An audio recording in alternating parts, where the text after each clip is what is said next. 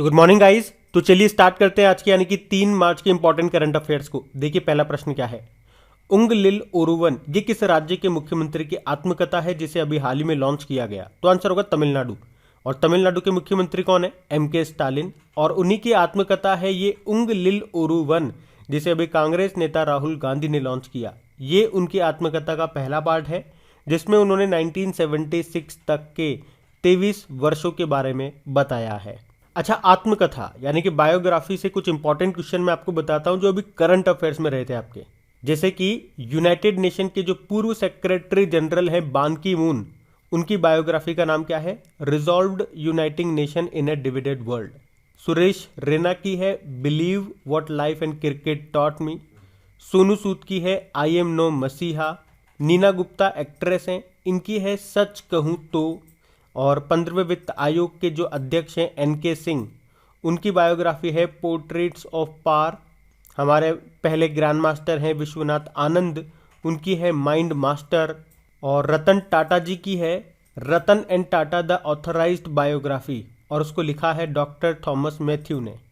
चलो बताओ, अभी सुभाष चंद्र बोस जी के ऊपर एक बुक लिखी है जिसका नाम है Bose the untold story of an inconvenient nationalist. किसने लिखा? चंद्रचूड़ घोष ने। बिल गेट्स ने अभी एक बुक लिखी है, उसका नाम है how to prevent the next pandemic. और रविंद्रनाथ टैगोर के ऊपर एक बुक लिखी है जिसका नाम है a history of Sriniketan, Rabindranath Tagore's pioneer work in rural construction. किसने लिखा? उमा दास गुप्ता ने। और अटल बिहारी जी के ऊपर एक बुक लिखी है, उस बुक का नाम ही क्या है? अटल बिहारी वाजपेयी। किसने लिखा? सागरिका घोष ने। तो ये सारी इंपॉर्टेंट बुक्स हैं जो भी न्यूज में रही थी, ये याद होनी चाहिए आपको। अब 2 प्रश्न मैं आपसे पूछूंगा। 2021 में बुकर पुरस्कार दिया गया था डैमन गलगुट को, वो साउथ अफ्रीका के लेखक है। उनके किस नॉवेल के लिए उनको ये पुरस्कार मिला था ये बताओ। उसके अलावा 2021 में ही इंटरनेशनल बुकर पुरस्कार मिला था डेविड डायोब को, जो कि फ्रांस के लेखक हैं।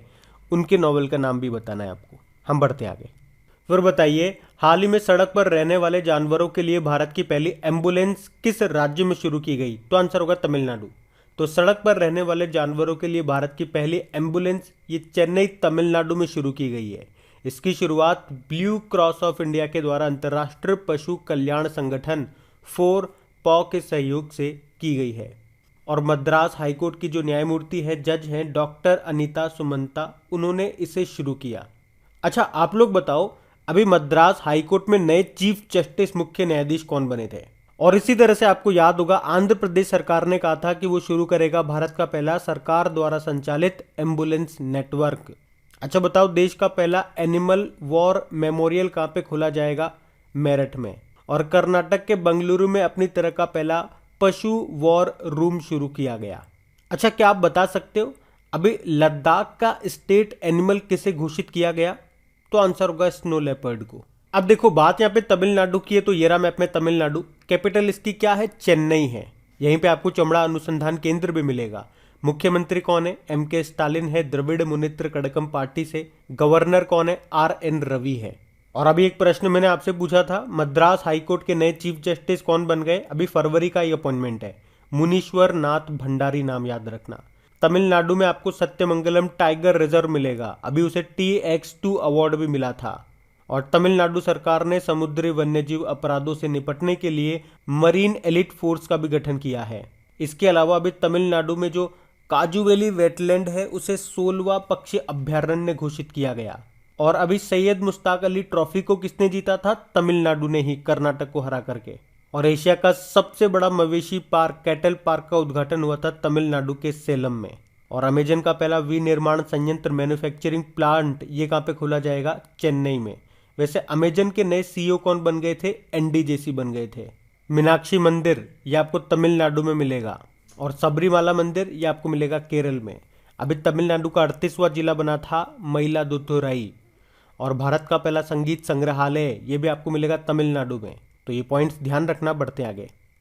अच्छा बताइए, मई 2022 में 31वें दक्षिण पूर्व एशियाई खेल कहां पर होंगे? तो आंसर होगा वियतनाम में। तो 31वें साउथ ईस्ट एशियन गेम्स ये 12 को शुरू होंगे और 23 मई 2022 तक चलेंगे। कहां पर? वियतनाम में। और ये दक्षिण पूर्व एशिया का सबसे बड़ा खेल आयोजन है जो हर 2 साल में एक बार होता है। वैसे तो ये नवंबर 2021 में होना था, लेकिन कोविड के कारण नहीं हो सका। और इसका मोटो क्या है? एक मजबूत दक्षिण पूर्व एशिया के लिए। और इसका मैस्कॉट यानी कि शुभंकर है साओ ला। ये मध्य वियतनाम का एक दुर्लभ स्तनपायी मूल निवासी है, तो ये आप ध्यान रखेंगे। अच्छा, अगर मैं आपसे पूछूं कि 2022 में आपके खेलो इंडिया यूथ गेम्स का चौथा संस्करण होगा, कहाँ पे? पंचकुला हरियाणा में। और 2022 में ही खेलो इंडिया यूथ गेम्स का 5वां संस्करण भी होगा, वो कहाँ पे होगा? भोपाल मध्य प्रदेश में। उसके अलावा 2022 में डिफेंस एक्सपो होगा, कहाँ पे? गांधीनगर गुजरात में। और 2022 में ही महिला अंडर 18 और under 19 south Asian football federation championship भी होगा, कहाँ पे? भारत में। और 2022 में G7 समिट की अध्यक्षता कौन कर रहा है? जर्मनी। और आप बताओ 2022 में कोप 27 का आयोजन कौन करेगा? कोप 26 तो अभी 2021 में हुआ था ग्लासगो स्कॉटलैंड में। कोप 28 आपका होगा यूनाइटेड अरब अमीरात में। कोप 27 ये कहाँ पे होगा, ये बताओ। और 2022 में ब्रिक्स की अध्यक्षता है चाइना के पास में, 2021 में इंडिया के पास में थी। 2022 में ही आपके 19वें एशियन गेम्स होंगे चाइना में, जिसका शुभंकर है स्मार्ट ट्रिपलेट। 2022 में ही एशियन पैरा गेम्स होंगे चाइना के हांगझाओ में, जिसका शुभंकर है फेई फेई। और 2022 में ही FIFA under 17 women's world cup भी होंगे भारत में, जिसका शुभंकर है ईभा, जो कि एक एशियाई शेरनी है। और 2022 में आपके फीफा वर्ल्ड कप भी होंगे कतर दोहा में। और 2022 में ही महिला एशिया कप होंगे भारत में, मुंबई और पुणे में। अच्छा, 2022 में G20 की अध्यक्षता किसके पास है? इंडोनेशिया के पास है। 2023 में होगी भारत के पास। बाकी वियतनाम की बात है तो याद रखना वियतनाम की कैपिटल हनोई है और करेंसी है वियतनामीज डोंग। बढ़ते आगे। फिर बताइए, अभी विश्व नागरिक सुरक्षा दिवस ये कब मनाया गया? तो आंसर होगा 1 मार्च को। तो हर साल 1 मार्च को दुनिया भर में नागरिक सुरक्षा के महत्व और इसके लिए अपने प्राणों की आहुति देने वाले कर्मियों को सम्मानित करने के लिए ये दिन मनाया जाता है, नागरिक सुरक्षा दिवस। और इसकी थीम क्या रही? थीम बड़ी है थोड़ी। आपदाओं और संकटों का सामना करने में विस्थापित आबादी का नागरिक सुरक्षा और प्रबंधन, स्वयंसेवकों की भूमिका और महामारी के खिलाफ लड़ाई। और 1 मार्च को अभी हमने मनाया था जीरो डिस्क्रिमिनेशन डे, शून्य भेदभाव दिवस, वो भी याद रखना। बढ़ते हैं आगे। अच्छा बताइए, हाल ही में द मिलेनियल योगी नाम की बुक को किसने लिखा? तो आंसर होगा दीपम चटर्जी। तो भारतीय सेना के पूर्व कप्तान है दीपम चटर्जी, जिन्होंने ही अभी यह बुक लिखी है, the millennial Yogi, a modern day parable about reclaiming one's life. तो ये एक ऐसी पुस्तक है जो रहस्यवाद और संगीत को मिलाती है, जो पाठकों को जागृति की यात्रा पर ले जाती है। बाकी Shantanu Gupta the monk would transformed UP नाम की बुक को लिखा। Priyam Gandhi Modi a nation to protect नाम से बुक लिखी। और सांगरिका घोष अटल बिहारी वाजपेयी जी पे बुक लिखी है, उस बुक का नाम भी अटल बिहारी वाजपेयी ही है, याद रखना ये। बढ़ते आगे। फिर बताइए, मार्च 2022 को राष्ट्रीय बाल अधिकार संरक्षण आयोग ने अपने 17वें स्थापना दिवस पर नया आदर्श वाक्य लॉन्च किया, वो क्या है? आंसर होगा भविष्य रक्षति रक्षितः। तो national commission for protection of child rights की बात हो रही है। अभी इसने अपनी 17वीं वर्षगांठ मनाई और तभी इसने अपना नया आदर्श वाक्य लॉन्च किया, जो कि है भविष्य रक्षति रक्षितः। मतलब भविष्य की रक्षा करनी है तो इनके अधिकारों की रक्षा करनी होगी। और इस आयोग के अध्यक्ष कौन है? प्रियंका कानूनगो हैं। अच्छा, ये भी सारे आदर्श वाक्य हैं, जैसे कि शौर्य, दृढ़ता और कर्मनिष्ठा, ये ITBP का आदर्श वाक्य है। बलस्य मूलम विज्ञानम तो DRDO का आप जानते ही हो। और जीवन पर्यंत कर्तव्य है BSF का। चलो एक प्रश्न का उत्तर आप दो, सेवा और निष्ठा ये किसका आदर्श वाक्य है? बताओ, हम बढ़ते आगे। अच्छा बताइए, अभी हाल ही में DRDO और किस संस्थान ने भारत में पहली बार क्वांटम की डिस्ट्रीब्यूशन लिंक का सफलतापूर्वक परीक्षण किया है? तो आंसर होगा IIT दिल्ली। तो अभी DRDO ने IIT दिल्ली के साथ मिलकर पहली बार सफल परीक्षण किया है, किसका? क्वांटम की डिस्ट्रीब्यूशन लिंक का। अब ये क्या है? एक्चुअली में जो संचार है, जो कम्युनिकेशन है, वो बहुत सारे तरीके से होता है। उसमें से एक सुरक्षित, एक सेफ तरीका है क्वांटम के द्वारा संचार। तो अभी भारत में पहली बार इस क्वांटम की डिस्ट्रीब्यूशन लिंक का परीक्षण किया गया। किसने किया? डीआरडीओ और आईआईटी दिल्ली ने। कहां पर किया पूछे तो? प्रयागराज और विंध्याचल के बीच में इसका परीक्षण किया गया। डीआरडीओ के बारे में आप जानते हो, स्थापना होती है 1 जनवरी 1958 में, नई दिल्ली में हेडक्वार्टर है और इसके अध्यक्ष हैं सतीश रेड्डी, जिनको 2021 में आर्यभट्ट पुरस्कार मिला था। आदर्श वाक्य आपने बताया बलस्य मूलम विज्ञानम होता है। आईआईटी की बात करेंगे तो अभी भारत के बाहर पहला आईआईटी कहाँ पे खुला है? आईआईटी की बात करेंगे तो भारत के बाहर पहला आईआईटी अभी कहाँ पे खोला गया? यूनाइटेड अरब अमीरात के दुबई में। और आईआईटी रुड़की से आपको याद होगा अभी किसान एप्लीकेशन को इन्होंने लॉन्च किया था उत्तराखंड में। उसके अलावा आईआईटी रोपड़ से आपको याद आएगा दुनिया का पहला plant based smart air purifier इन्होंने बनाया था, जिसका नाम रखा था यू ब्रीथ लाइफ। और आईआईटी मद्रास ने पहला स्वदेशी मोटर चलित व्हील चेयर बनाया, जिसका नाम है नियो बोल्ट। चलो एक प्रश्न मेरा आपसे रहेगा, अभी किस आईआईटी ने दुनिया का सबसे छोटा वियरेबल एयर प्यूरिफायर लॉन्च किया था, जिसका नाम है नासो 95? ये आप बताइए, हम बढ़ते हैं आगे। अच्छा फिर बताइए, अभी हाल ही में केंद्रीय मंत्रिमंडल ने आयुष्मान भारत डिजिटल मिशन के देशव्यापी कार्यान्वयन को मंजूरी दी है। इसकी कार्यान्वयन एजेंसी कौन सी है?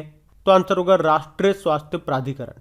अच्छा, आयुष्मान भारत डिजिटल मिशन की बात कर रहे हैं, जिसकी घोषणा हुई थी 2021 में और अभी कैबिनेट ने इसकी मंजूरी दे दी है और अगले 5 सालों में इसके लिए 1600 करोड़ रुपए खर्च किए जाएंगे। उद्देश्य क्या है इसका? यूनिवर्सल हेल्थ कवरेज, मतलब सार्वभौमिक स्वास्थ्य सुविधा उपलब्ध कराना। पर यह डिजिटल मिशन है तो इसमें आधार कार्ड की तरह एक स्वास्थ्य खाता नंबर दिया जाएगा और उसके आधार पर आपके स्वास्थ्य की रिपोर्ट तैयार की जाएगी। मतलब उस कार्ड में आपकी सारी रिपोर्ट होगी स्वास्थ्य से संबंधित। तो याद रखना, इसकी जिम्मेदारी किसे दी गई है? नेशनल हेल्थ अथॉरिटी को। और नेशनल हेल्थ अथॉरिटी के अध्यक्ष हैं RS शर्मा, राम सेवक शर्मा। और आपको याद होगा आयुष्मान भारत योजना के बारे में। चलो पहले तो ये बताओ वो कब शुरू हुई थी? 23 सितंबर 2018 को। कहाँ से? रांची, झारखंड से। और इस योजना में क्या होता है? 5 लाख रुपए का स्वास्थ्य बीमा प्रति परिवार दिया जाता है। अच्छा मुझे बताओ, मुख्यमंत्री चिरंजीवी स्वास्थ्य बीमा योजना कहाँ की है? राजस्थान की है। पहले इसमें स्वास्थ्य बीमा होता था 5 लाख का, अब होता है बजट के बाद 10 लाख का। और प्रधानमंत्री आत्मनिर्भर स्वस्थ भारत योजना, ये कहाँ से? वाराणसी, उत्तर प्रदेश से लॉन्च की गई थी 6 सालों के लिए। उद्देश्य क्या है? हेल्थ इंफ्रास्ट्रक्चर का निर्माण करना, हॉस्पिटल वगैरह, वेंटिलेटर वगैरह, इस तरह की चीजें। तो ये आप ध्यान रखेंगे। बढ़ते आगे। अब बताइए, भारत में ट्विटर की सार्वजनिक नीति टीम का नेतृत्व कौन करेंगे? समीरन गुप्ता। और ये किनकी जगह लेंगे? महिमा कौल, क्योंकि ये इस्तीफा दे दिया इन्होंने। ट्विटर का स्थापना होता है 2006 में, हेडक्वार्टर है कैलिफोर्निया में और इसके अभी नए CEO बन गए पराग अग्रवाल। माधवीपुरी बुच सेबी की पहली महिला अध्यक्ष बनी है। जी अशोक कुमार भारत के पहले नेशनल मैरीटाइम सिक्योरिटी कोऑर्डिनेटर बने और विनीत जोशी CBSE के चेयरमैन बने थे ये। तो नाम ध्यान रखना। बढ़ते आगे। बताइए, अभी हाल ही में 46वां 46th सिविल लेखा दिवस ये कब मनाया गया? 2 मार्च को। तो याद रखना, अभी 2 मार्च को सिविल अकाउंट्स डे के रूप में मनाया गया। कौन से नंबर का है? 46 नंबर का है। तो अब बात करेंगे कल के वीडियो में पूछे गए प्रश्न के उत्तर की। तो आपसे पूछा गया था, अभी भारत ने युद्ध प्रभावित यूक्रेन से भारतीयों को लाने के लिए कौन सा मिशन शुरू किया? तो आंसर होगा ऑपरेशन गंगा। आप सभी ने प्रश्न का बिल्कुल सही उत्तर दिया है। और गाइज, इन सभी क्वेश्चंस का क्विज बना करके आपके क्रेक एग्जाम एप्लीकेशन पे अपलोड कर दिया गया। वहीं पे आपको इसकी PDF भी मिल जाएगी। एप्लीकेशन का लिंक आपको नीचे डिस्क्रिप्शन में मिल जाएगा। और अगर सेशन अच्छा लगा, हेल्पफुल लगा, तो प्लीज़ इसे लाइक करके शेयर ज़रूर कीजिएगा अपने दोस्तों के साथ में। अब ये रहा आज का आपका होमवर्क प्रश्न।